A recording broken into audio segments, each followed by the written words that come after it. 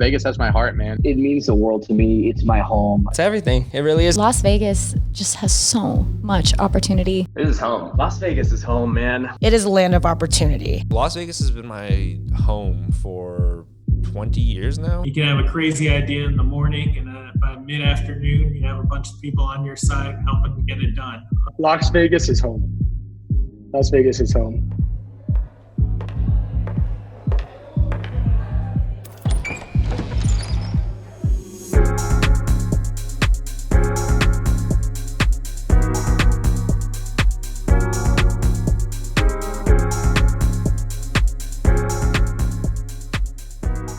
All right, guys, welcome back to the Guest List Podcast, episode 29. I have a longtime friend in the building today. Very long. I think she's the only person who's been on the show or just a relative that has known me prior to high school. Yes. Long time. Isn't that crazy? Almost 20 years. Yes. Oh God. Like, I don't always feel old, but like, I don't understand TikTok and stuff like that makes me feel old. Yeah. We went to Farron Elementary together, Woodbury and Shap. Yeah. It's been a long road. I've been following, and we've both grown so far. Oh goodness. I know. So much. Andrea is the director of operations at the Just One Project. I don't know if you guys have heard about it, but it's the largest mobile food bank in Nevada, correct? It is. We have the largest mobile food distribution. That's awesome. We love it. Especially with COVID going on. It seems like that's almost the perfect situation for it. Oh, absolutely. Like, we saw an insane increase of people too. We were serving about roughly 13,000 people a month through our programs. And those first couple of months with COVID, we were serving upwards of 30,000 people just through mobile distributions, deliveries, things like that, all with our amazing, volunteers and team. It was crazy couple of months.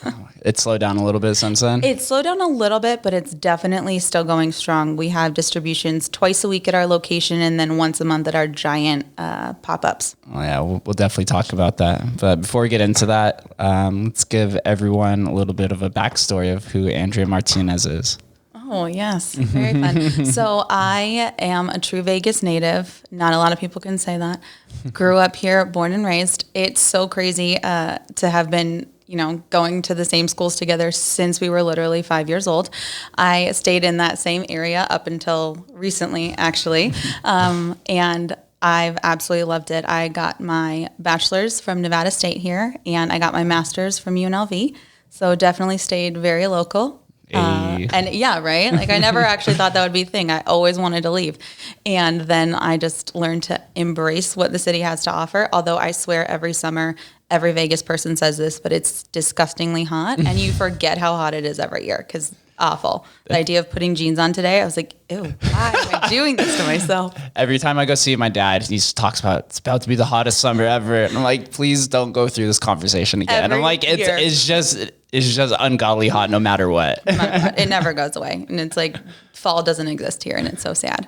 But yeah, I've learned to really embrace the stuff that Vegas has to offer. I love downtown, so this is the perfect spot. But it's really awesome, and we'll get into all the stuff I love to do, but it's really made me appreciate the city so much more than I think I ever used to. I think too, where we grew up, true East Sider. Chap always gets flack on the internet. Always on Facebook. Anytime they're making fun of a school, I'm just like, God. Always our pictures. And it's like, why? It wasn't even that bad. No, just besides the fact that there was no windows in the school. And then bars got put up on every entrance and exit, but it's okay.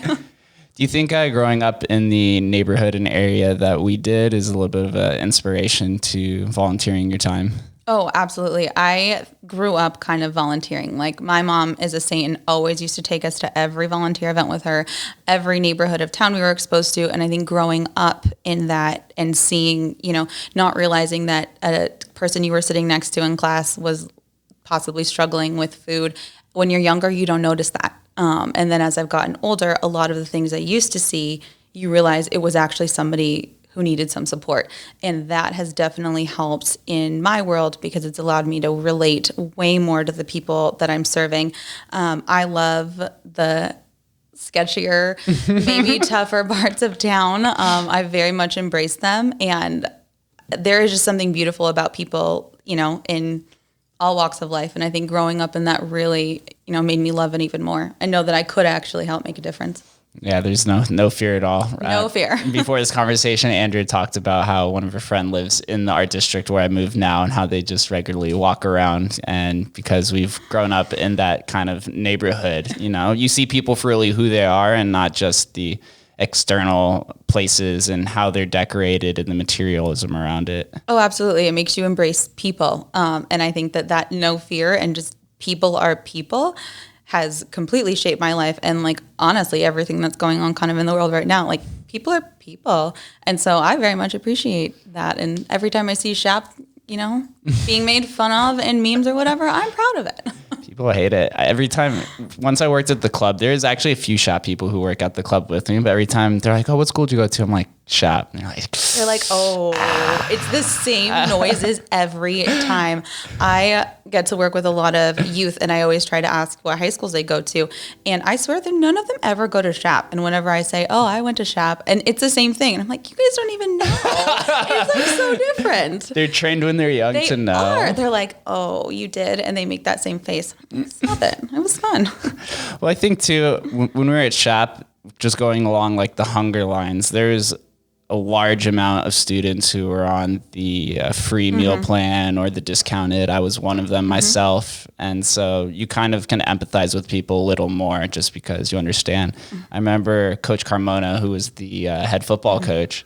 He always offered free breakfast and lunch in his room, and he had like a rice maker and everything because there is a lot of people who go hungry that you don't realize, and they're kind of embarrassed to speak on it. Oh, there's so much stigma involved with that. I think the amazing part about the Just One project is we really focus on breaking down any barrier that somebody would feel when it comes to accessing a service, because we know what that feels like. And if we can even take away a little bit of that, any of the hoops they have to jump through, any of the feelings that they're struggling with, we try to make everyone feel like this space and this distribution, whatever we're doing, was created for them, because it's all about being relatable. How he set up breakfast and had it kind of a display for all of the kids. Nobody felt singled out because, it was just something you do together. We try to make our events feel like that. So when we have kids, as the kids get older too, high school age especially, there's a lot of pride that comes with that. So by creating an event for them, they're so much more likely to do it because they're doing it together. And that changes the feeling behind it. Yeah, it's a little bit more accepting. What would you say are some other barriers to entry for people outside of maybe the psychological reason? Is there anything else that kind of prevents people from going towards a food bank? Definitely. I think a lot of people feel like there is a stigma when it comes to that because there are hoops they have to jump through. This day and age, people are really afraid to put any of their information down for fear of, whatever it may be. So we really try to make sure that nobody feels that. There is not a lot of information that they have to provide to us, hardly any. In fact, they do give us basic info, but that's ultimately just so we can make sure that we're taking the best care of them. We ask for food allergies, we ask for preferences, so we try to customize it to make it feel like they're not having to show 4 forms of ID and proof of residence or anything like that. They're just coming to us and we're there to serve them. So I think the feeling of being afraid to put down info is definitely a barrier. We serve a lot of children and youth, and a lot of times those kids are the providers for their families. And a lot of places don't serve children. Really? They don't, because any number of reasons that the entity has put in place. But we serve children. We actually encourage it. We encourage kids to come with their friends to one of our pop-ups because it's like an event. Usually there's music playing. We try to make it fun for them. So we take a lot of pride in the fact that we serve kids. Because so often they've got parents that are working odd hours and aren't able to come to our scheduled distributions, or they're the ones who just are the providers for their family. And so that is definitely a barrier that we try to cut off because kids so often struggle too. It's true, yeah. And in high school, a lot of my friends, they were always home alone. And we'd always go over to their house, just being little delinquent juveniles. But house to yourselves. But both of the parents have to work because they're in a low income area. So it puts a lot of stress on the kids. Definitely. And that's where you go oftentimes just not eating for up to days. I've seen some people. Oh, right. And older siblings especially tend to provide for their younger siblings first. And we see that often. So we always try to make sure that a family is taken care of. We had a pop-up in June, and one of our amazing volunteers noticed a 17-year-old. He rode up on his bike and came to get groceries, and it was definitely way more than he could carry on his bike.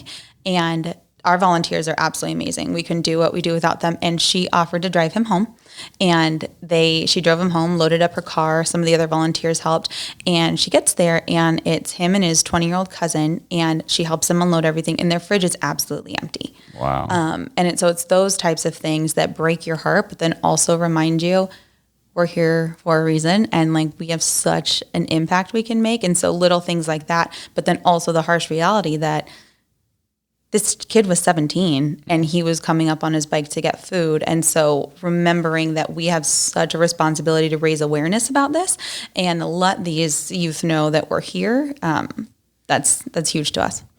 You're talking about pop-ups.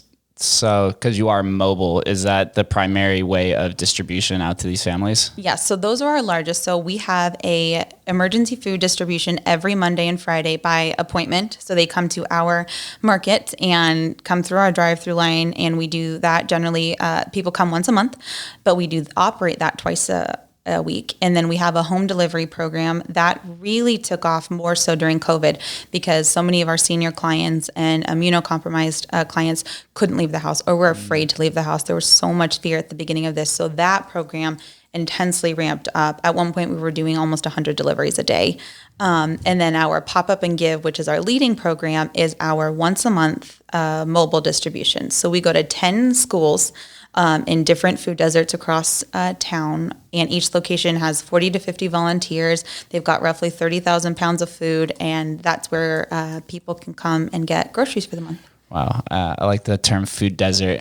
It's Yes. almost like a pun within itself, because we Right? are in a desert, and these are are most of these locations in the north and eastern areas of Vegas? They do a lot in the central and north, and eastern areas. So these are the spots of town that have the least access to grocery stores and the highest rates of food insecurity. So we really try to be strategic with locations that we choose, because we want to have our reach totally across the valley. Our goal is that you know, on our pop-up Saturdays, we call them, you're able to look on our website and find a location closest to you.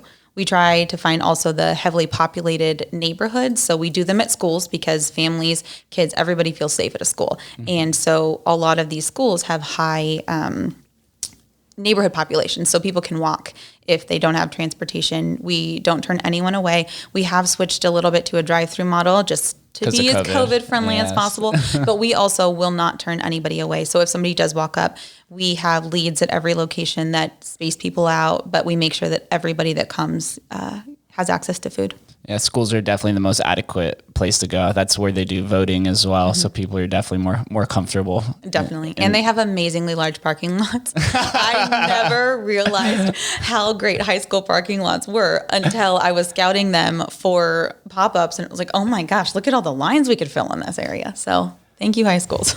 Where do you guys get your food from typically? Yeah, so we are an agency partner of 3 Square. So we get a lot of our food from their programs. And then we have really great food rescue relationships. So U.S. Foods, Cisco, Cosmo has been an amazing partner. So when they've got additional food rescue, they'll call us. We have a refrigerator truck, and one of our gals, our warehouse director, she hops in the truck, stilettos and all, and goes to pick up whatever food they've got available for us. And from Cosmo, this is just more so leftover food that wasn't going to be used in, let's say, the buffet or whatever serviceable areas. Yep, we got a lot of that in the March and April months, especially because they were closed down. Mm-hmm. I remember we got it amazing product set in. There was salmon, bacon. Oh my gosh, amazing stuff. We had brie from U.S. Foods, and it is always our favorite when we get that stuff, because when you think of going to the grocery store, you think, oh, I can get, whatever I'm feeling at the moment. You just sometimes walk the aisles and, oh, that sounds good, I'm going to grab it. So many people don't have that luxury. And so the fact that we are able to give someone brie, as simple as it sounds, and tell them, oh, we're also giving you a bag of apples today. Dip the apples in brie, or here's some salmon that they may never get at the grocery store. That also completely changes, your perspective on it, because this is simple food that you can go get on a whim, whereas people don't. They don't always have that. very often. I'm sure you see faces just light up. Oh, absolutely. When we get to give them fresh produce or things that they may never see. We had pineapples. The fact that we got to give people pineapples, something that I have in my fridge all the time, but kids don't know what pineapples are. We had our director, she tells a story, and it's one of my absolute favorites, because there were pineapples, and these little kids were referring to them as SpongeBob's house. Which is like not wrong, because that is actually where SpongeBob lives. But the fact that these kids just thought of pineapples as SpongeBob's house also breaks your heart a little bit, because this is a fruit, right? But it was also like, you're really creative, kid. That is SpongeBob's house. Like, you're not wrong, actually. That's funny. I never even thought about that. Right? So yeah, we have a really great luxury in that aspect. R.I.P. to SpongeBob. I know. I know. So sad. That was for sure like our entire childhood, basically, too. The entire one. Now the only time I get to see him is on online memes. I know. And it's like, oh, I never thought about that. So within the Just One project, what do you do exactly for your position? Yeah, so I have the luxury of doing all kinds of things. You're like the Swiss Army knife? Yes, I wear many hats, which is super fun. We have an amazing team. So really whatever anybody needs. Recently, though, I just started to transition into focusing on youth programs, which is amazing.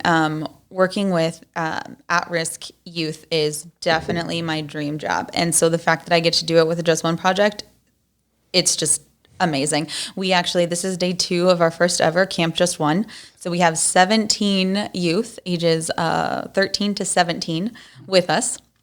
And all week, and we are focusing on the idea of volunteerism and civic engagement, because so many of these youth don't feel connected to their community. And what better way to make them feel connected at such a young age than by giving back? So today they spent the first part of their morning packaging groceries and putting them in cars. We had about 120 appointments today. So all of these kids helped load groceries into the back of seniors' trunks, or people who are just like them. And so we really are trying to get to them at this age, because to feel not connected to your community as a youth, when you grow up, that's only going to get stronger. And so we have such a powerful, opportunity to reach them now. So we are so excited about it. And then every afternoon we have a clinical social worker that comes in who specializes in youth. And today we worked on conflict resolution and communication. And yesterday was all about mental health and physical health. And so it's been amazing. It's like a full-on school almost. Full-on camp, yeah. So we have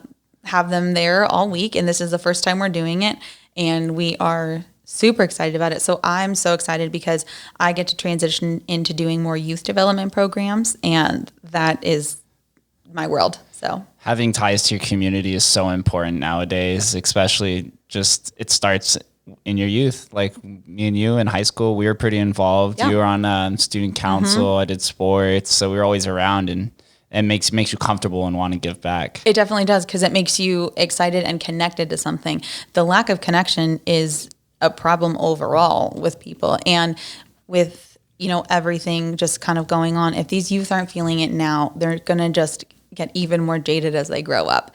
And if I can even help 10 kids realize that this world is not against them, it's a win. Yeah, Vegas, it's such a unique town. It is so unique.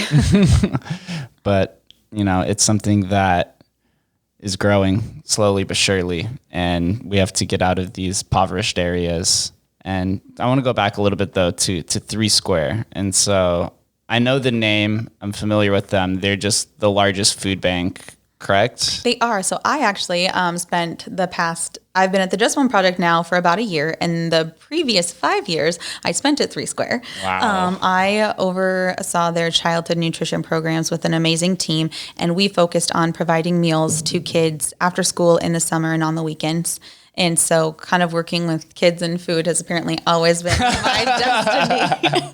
Definitely never thought it would be. Also the fact that it's like healthy food and nutrition. I have the diet of like a 5-year-old, honestly. Like mac and cheese and like chicken fingers, no joke, are my like Throw favorite some things. tater tots in there too. Oh, then I'm golden. Like So the fact that I'm helping provide healthy food is always hilarious to me. So 3 Square, they are the only food bank here in Southern Nevada. So basically they get the food in bulk, whether it's from commodities through the USDA, other large donors through their network as a whole, and then they in turn distribute to their agency partners like the Just One Project. Why do you think they're the only food bank? Is you would think that's a bad thing, right? It just depends on the area too. Southern Nevada is so unique in the sense that majority of our population actually live in Southern Nevada. Mm-hmm. And so with it also being most of the people living here and just the proximity of everything, that having one large distributor isn't necessarily a bad thing because they can be connected to so many other little places. Mm-hmm. So they're kind of ensuring that places like the Just One Project, who have a larger reach, have access to food, but then also these smaller church pantries who are in these tucked away neighborhoods have just as much access. Oh, so it's almost like a beneficiary because it's just one. When you think usually of like centralization, now it's usually a bad thing, right? Because, people sell data or there's a lot of like manipulation that goes on and corruption. I think with a food pantry, I guess it'd be a little bit better. I think the world of food is a little more sincere, but yeah. So having them, be able to provide access to a lot of these places is definitely a help.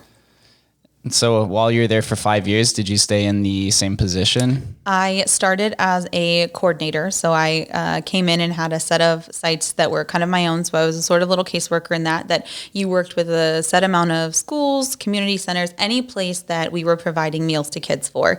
And then a couple of years in, I got promoted to the manager position, which was amazing because I got to still have my hand in all of the day-to-day operations, but then I also got to help be part of solutions and innovative opportunities and finding ways to feed kids in other ways. In my time there for our summer program, when kids have the least access, aside from nowadays, when they were out of school, we were serving at, your traditional sites. Well, while I was there, we helped implement mobile routes. So we had 3 vans every day. This is the interlude. This is how it started. Yes, definitely. Where we would go directly into those apartment complexes that no one was going to. I remember one of the days, there's not a single tree and there was completely dirt lots. And we had kids who were sitting on milk crates because it was either that or the dirt floor. But they were the most appreciative kids that you would ever meet. And so that was probably one of the proudest things because those kids walking half a mile for a meal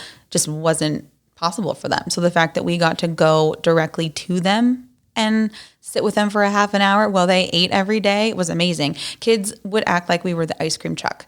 They would be waiting outside for our van to show up because we went to the same complex, same times every day. And they knew when we were coming. And it was some of the best moments I have been on those mobile routes. When you hear these stories of kids, literally just sitting on milk crates, like the fridges are empty, you think of it just as like a news story, because you see it just like one off and in the movies, but experiencing it and seeing it firsthand it's almost surreal. It is. That's why I always encourage anybody to come out and volunteer with the Just One Project too. We have a lot of fun. We definitely try to make it just as enjoyable for our volunteers, but you have a good time, but you also get to see the harsh realities that people face. I think that's why the youth are so important. One day on those mobiles, there was a boy about 15, and he was making sure every little kid went before him.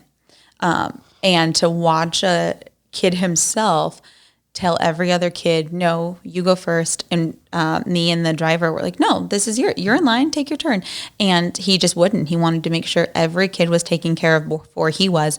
And so when we served him, at the end, he did, and I will never forget it, he just did kind of a head nod to me. It's probably made me cry again. Aww. Me and the driver. And it's just like these kids are facing things we don't even think about. Yeah, well, and with the absence of financials and the absence of a lot of these kids, their parents aren't around. Either mom's always working or dad left. There's some sort of dynamic. The kids have to be the patriarch, and sometimes not even the patriarch of just their household. It's like the entire neighborhood. Yep. So he was probably like the leader of that area, and he was ensuring that everyone else was eating before him. Taken care of.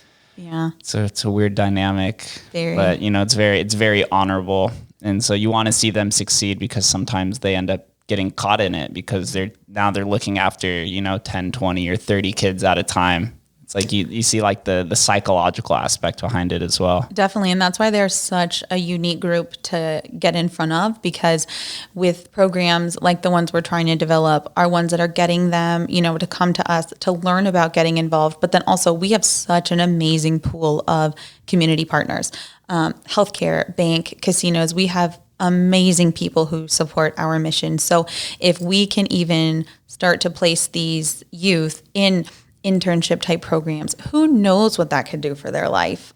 So that's really the world I'm trying to get into, is how do we train these kids for life?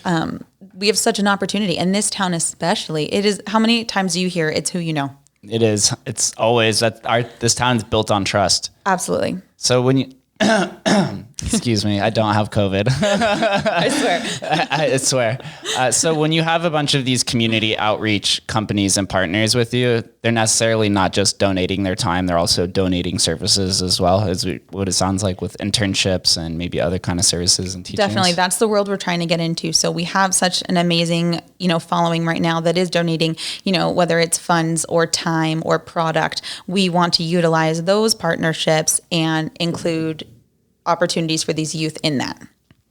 It's interesting. I didn't even think of it like that, because when you think of volunteerism, you just associate that with just donating your time. Mm-hmm. I think that's why a lot of people actually get turned away from it, because it's like, people are just inherently selfish. Yeah, and, that's the thing. I'd rather just watch Netflix for 2 hours or just stare at the ceiling than to actually donate your time. But if you can volunteer something else, as far as an internship or skill or anything. I mean, honestly, the fact that you're doing this, don't think I won't be calling you to come talk to some of our kids, I would because love to. The fact that you had this idea and just wanted to run with it, and the fact that you didn't let anything stop you, because you never know how things are going to go. Exactly. And you put yourself out there and you are making it happen. Like I told you when we first talked about it, it seriously warms my heart to watch you do this, because one, it's just amazing for me to see people doing stuff they love, but also we have a special connection, man. Like to watch these kids grow up and do amazing things, it's huge. And so the fact that you're doing this, I think it's amazingly inspiring. And so I for sure will bring you in to talk to them, because you don't even realize that you've got something that, who knows, that could resonate with one of the kids. One of the youth at camp yesterday, when we were talking about their interests, there were two that said they like content creation and want to help, make things. And it's like, you can. It's not a far-fetched dream. Well, first, I appreciate those words. Gave me chills a little bit just hearing it. Mission accomplished. I had when I first came up with the podcast idea, I wanted to bring Vegas together, and I think the inspiration also comes from the area that we were in. When I went to UNLV, there was maybe 3 or 4 of us out of the entire senior class who ended up going to UNLV. Mm-hmm. So I was all alone, essentially starting all over.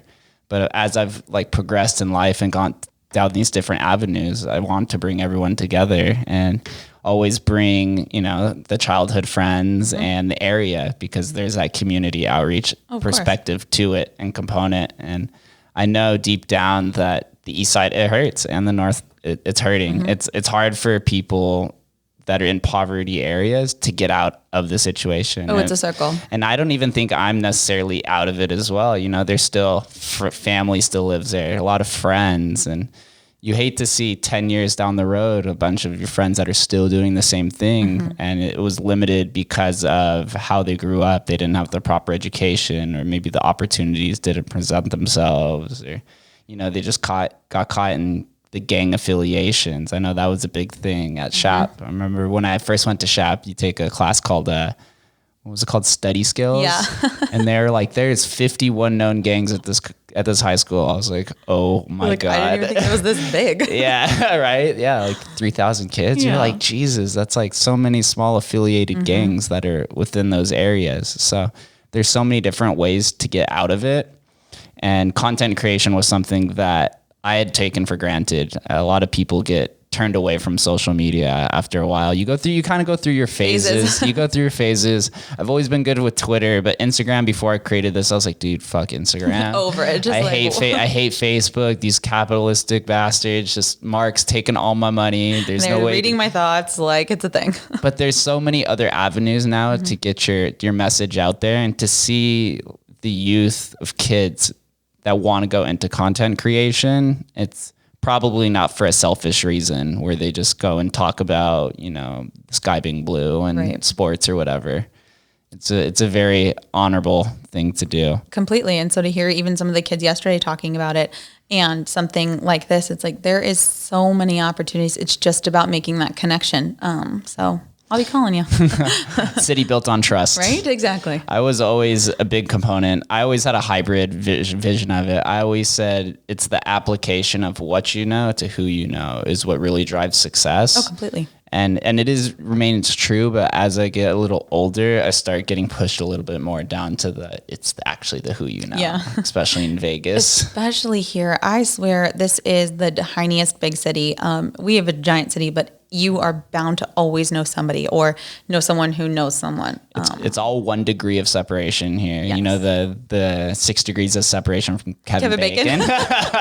here it's 1. Every single person. Now I've got done. You're like the 29th episode. There's so many people who message me. They're like, oh, I know her. Yeah. I know her.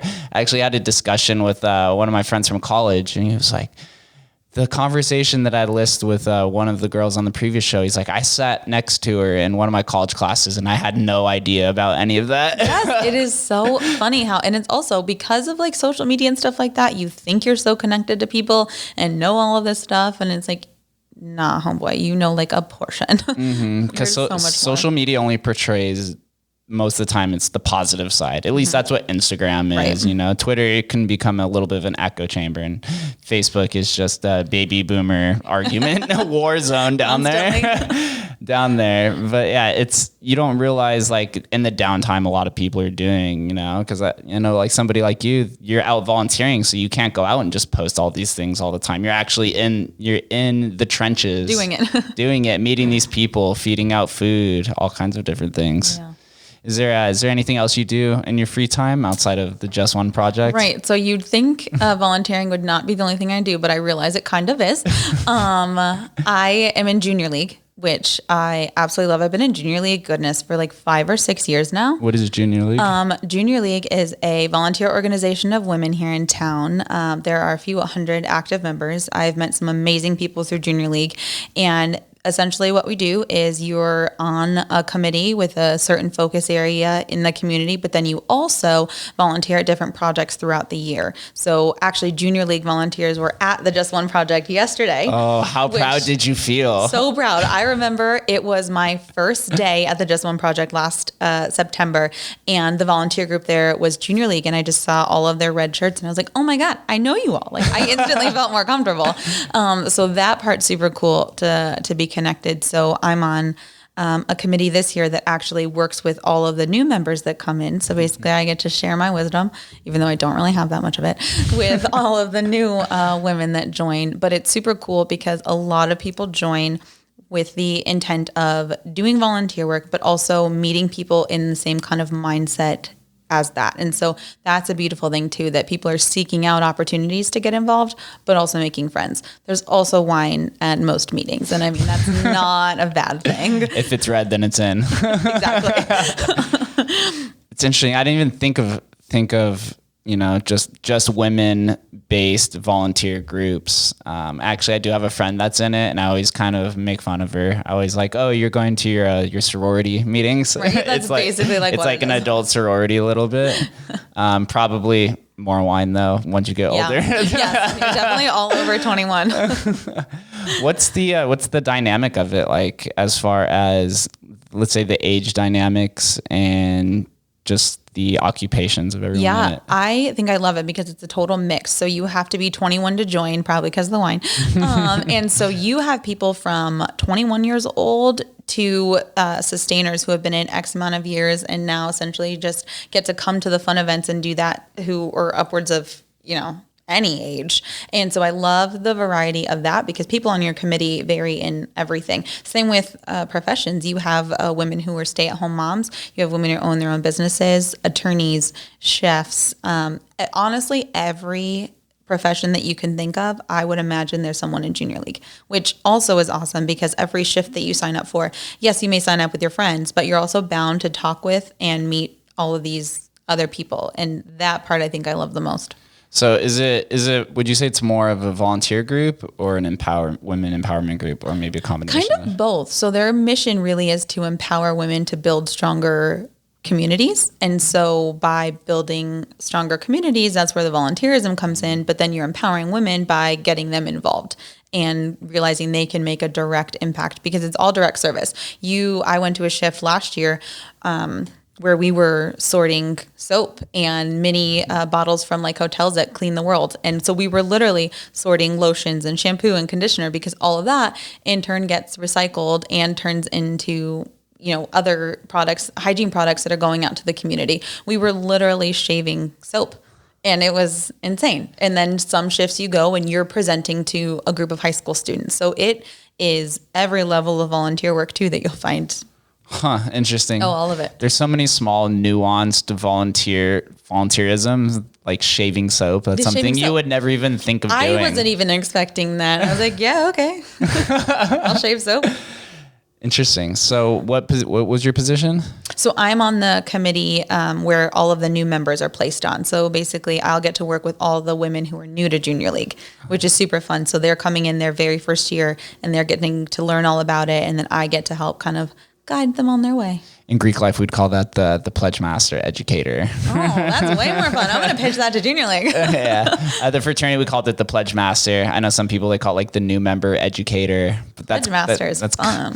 Something I've noticed though as a theme is that's kind of like what you do with the Just One project, right? Mm-hmm. You're working with youth and you're trying to groom them into something else, but you give them a little bit more of a variety. And that's kind of what you're doing over in junior league. Yeah. I didn't realize how much of everything I do is connected to all of the same stuff. Like that could be slightly boring, but I'll take it. As far as the junior league goes, is this just a Vegas organization or does it expand outwards? It does. So it's a national organization. So there's chapters in all kinds of different cities. So we are part of Junior League of Las Vegas is what we are. How old is this organization? Oh goodness. We're actually getting ready for the 75th kind of anniversary. 75? Yeah. Which is crazy. So that'd make it... Oh, I help people. I don't do math. That's like created around post World War II-ish is what it sounds like. A lot of women housewives, they must have tried to figure out something else while their men were away. Let's help people. It's a very women thing to do.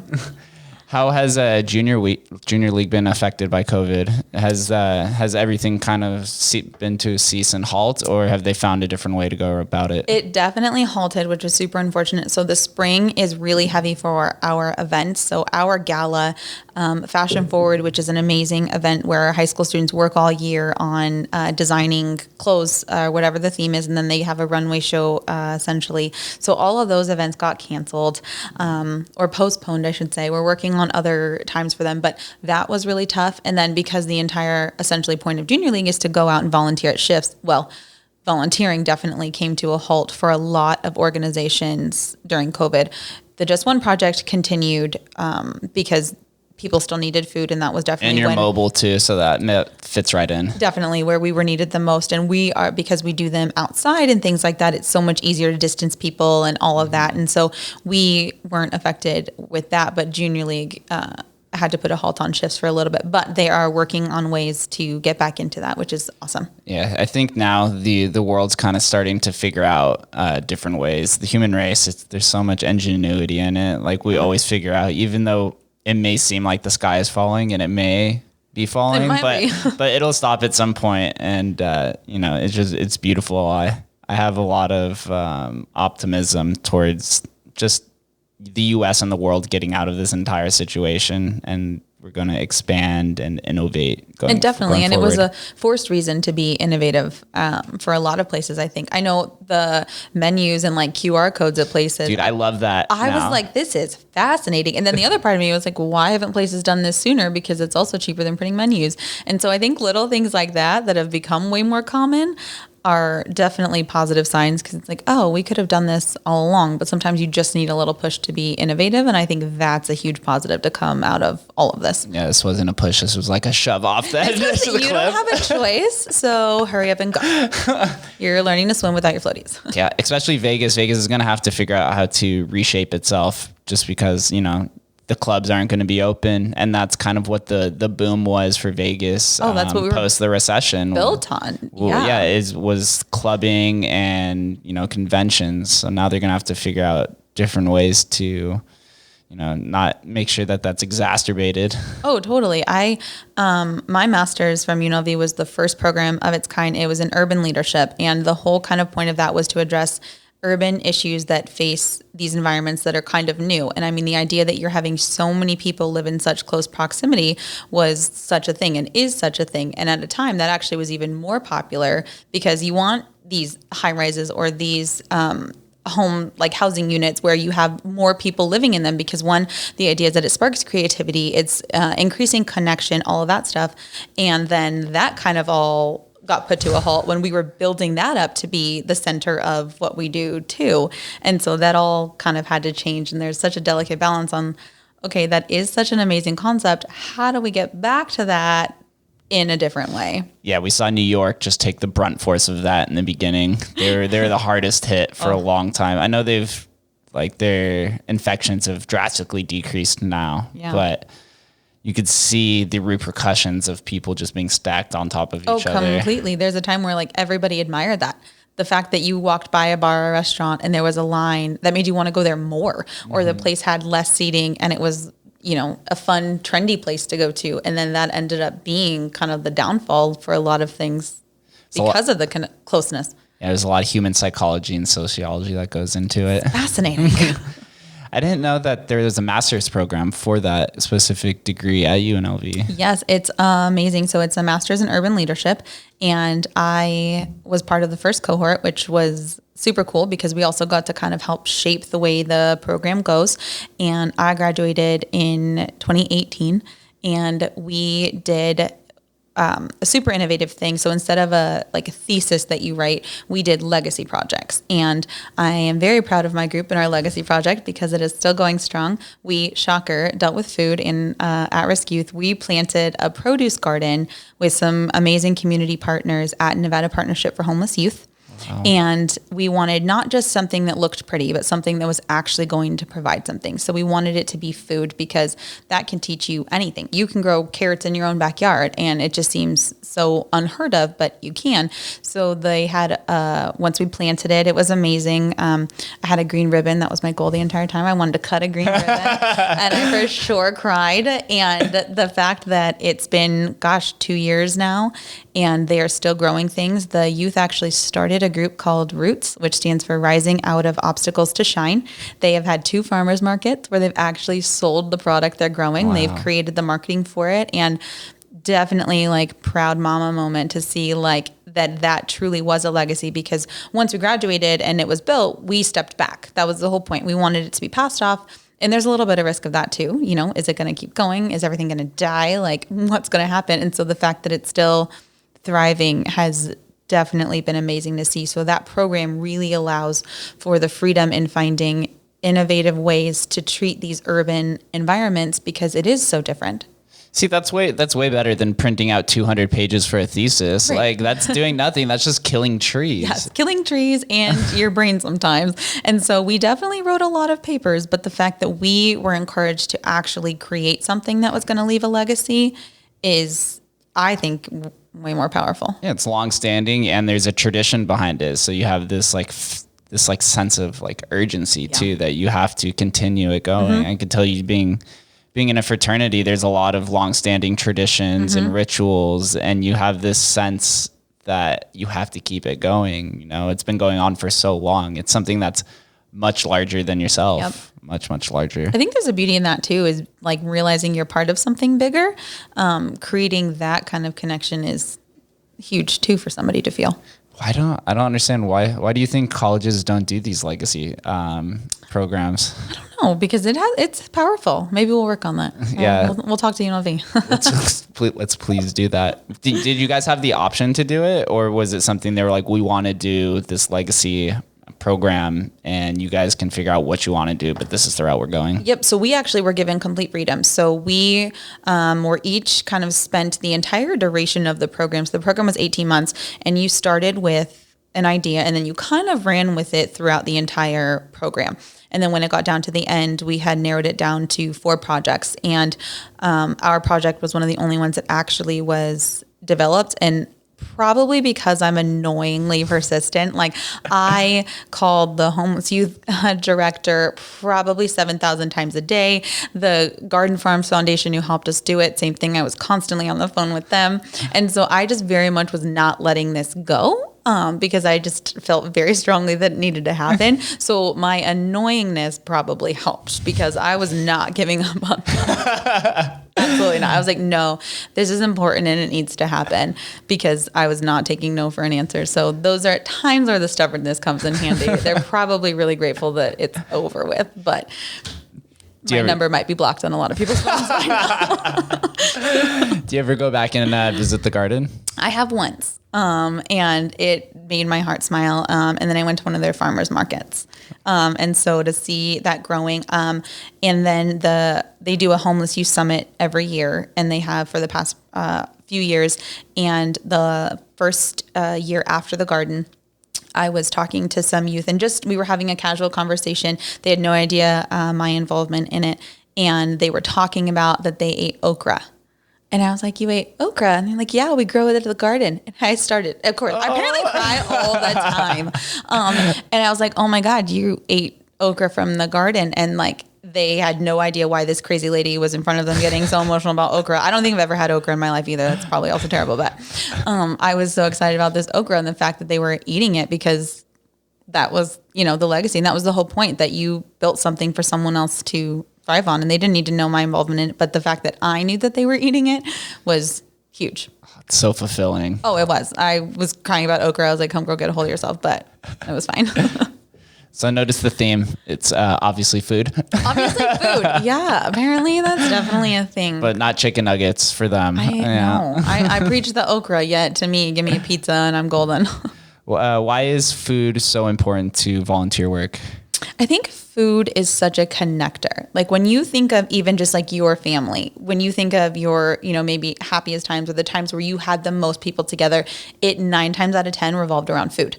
And that is awesome. I mean, the fact that you can have Thanksgiving or Sunday dinner or whatever it is, and it's all based around food and people coming together and sharing a common ground and just talking, that is so common for so many of us. And for so many people, they don't get that.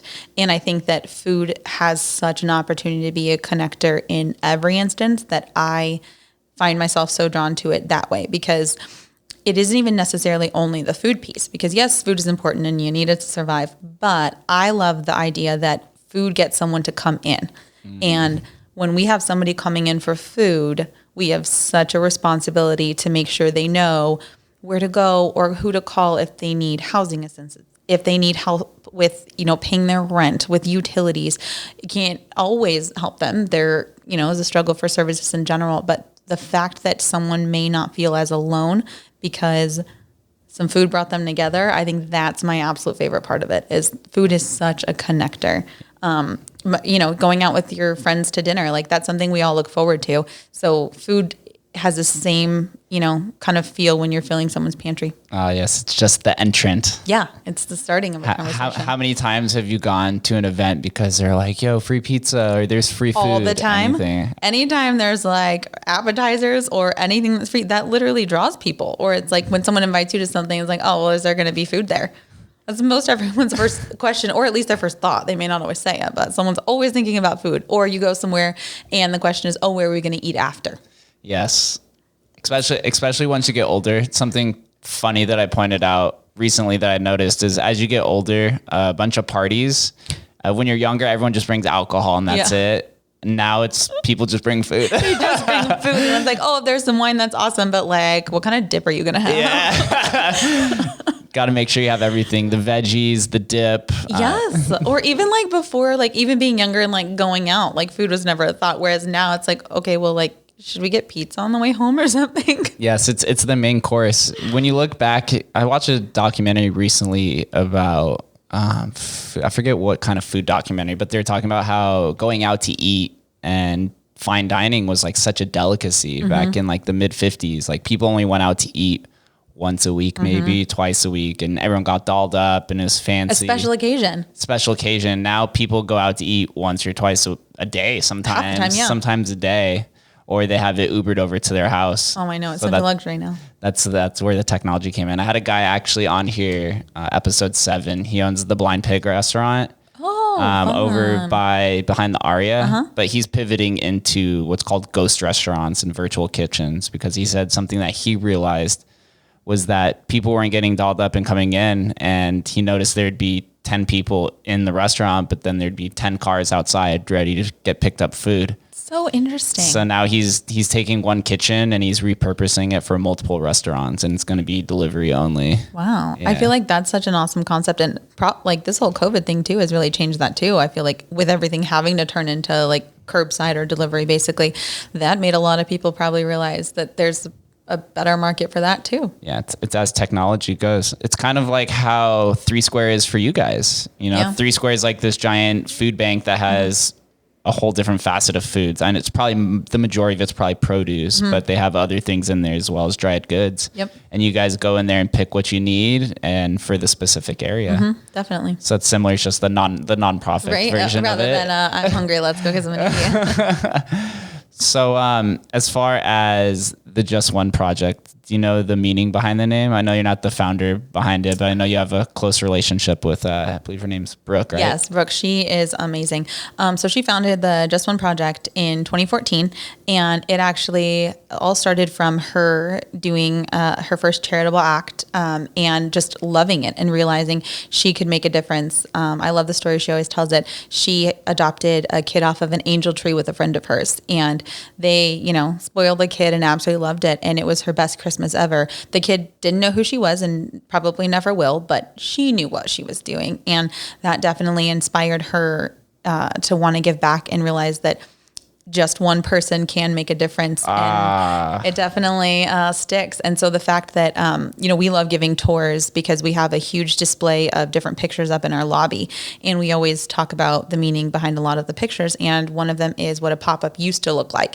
And it was her just calling and convincing all of her friends to fill their trunks with food and come to whatever location she was in to distribute it. And now we use diesel trucks that have, upwards of 20 pallets of food at every location. So to watch the evolution of that is also amazing because, one person believing that this could happen and then in turn more and more people believing in that mission to see how much it can grow is super inspiring. Just one. Yeah. It starts with just one. Yeah. That's funny because I actually say that all the time too. 'Cause it does. All it takes is just one idea, one person, just one instance that can completely change your life. One post on the internet and you go viral. Oh, and that's actually kind of what happened. So someone saw what they were doing in a neighborhood and they called and said, I have, all of this fresh produce if you can come pick it up. And she was like, oh, absolutely. But it's also in California and I need it picked up tomorrow. So she called someone she knew who happened to have a trucking company and they went to go pick it up the next day. That's actually where the pineapple and SpongeBob's house came from because they picked up pineapple and other fresh fruits and went into this neighborhood that very next day and, handed it out. Because it's like the whole mission was to connect people, that just one person can make this connection. And so the idea of connecting the community, not only through what we're providing, but through volunteerism too, because we try to make sure anybody that comes out to volunteer truly feels their impact too, because we want it to be just as important. If you're dedicating, 4 hours on your Saturday or any other day of the week, we also want to make it worth it for a volunteer too. So yeah, they want to get something out of it as well. Absolutely. And it doesn't even necessarily have to be deemed as selfish. It's no, you are doing your service with this time. You deserve to feel just as much as anybody else would. So we really take pride in making sure our volunteers feel like they're making a direct impact too. Same with anybody that donates to us. We have an amazing event every year called Santa's Workshop. And all of the people who donate toys, last year we had Beezer Homes want to donate toys. So they put boxes in all of their housing communities. And I felt like Santa, it also helped that the truck I was driving was red because I picked up boxes of toys. My car, this truck was completely full. No one could even ride with me because we had toys all in the cab of it, in the back, everything. And then those same people who helped donate toys got to come to the event and pick out toys with the kids. So anybody that also donates to us, we always try to tailor an opportunity for them to watch their impact in action. Yeah, it's probably way more fulfilling. Oh, absolutely. It's like to know, I went and bought 10 of these toys, but I also get to see a kid's face light up when they pick one of the toys that they don't even know I bought. That is so much nicer for a volunteer. And some people just want to donate, which is awesome.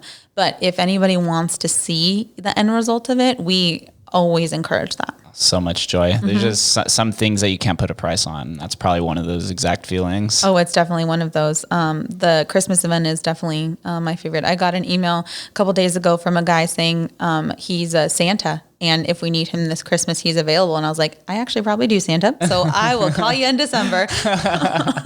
How would you describe your group of volunteers that come through? Is it also kind of a diverse crowd, or is it kind of more of the same people from let's say the East Side area? Everyone. It's amazing. So we are really unique also because we're one of the only organizations who doesn't have an age limit for volunteering, which, shocker, we really try to appeal to kids, but we have no age limit. So we encourage families to come out together. We encourage kids to come together. We have a lot of kids normally like in the summer or spring break, things like that. And it is from every walk of life. Same, especially during COVID, we saw people who were furloughed or laid off, whatever the case may be, who just felt compelled to give back in some way. So we had people who had never seen or volunteered with us before. We had people who have been volunteers since the very first day, who have recruited their friends. So it is one of the most diverse crowds. We have so often clients that turn into volunteers. So we have people who come to us for food, but then in turn sign up to volunteer. And I think those are probably my favorites. At our pop-ups, especially when we used to do walk-up, majority instead of drive-through, we would have people go through the line, put their food in their trunk or off to the side if they were walking, and then come to us and ask if they can help break down boxes or if we needed any help. And I think that is such a testament to the way we do things, because one of the pictures on our wall, which is one of my favorites I always talk about, it's a picture of volunteers and people who were in line. How often do you see people in line, one, want to get photographed, let alone photographed with the people who just served them food? Never, So the fact that we create a space for them, that there is no stigma associated with it, even though you just may have spent 3 hours waiting for food, this is still a space created for you. We tell everybody, thank you for coming, and they look shocked sometimes because we're thanking them. And it's like, no, we wouldn't be here if it wasn't for you, and we want you to feel welcome. So the fact that we have so many clients that in turn want to volunteer is my absolute favorite. We also are one of the ones with the courts that take community service, and the change in people sometimes from the moment they get there to when their hours are up, and the level of eye contact that changes, the level of conversation is amazing to watch that transformation. And the fact that we have so many people who complete their hours but still come back. That's beautiful. Such a testament. I mean, the fact that they don't have to be there anymore, and they still choose to come hang out with us, it's amazing. And I think one of the biggest compliments is when they tell us that we treat them like people.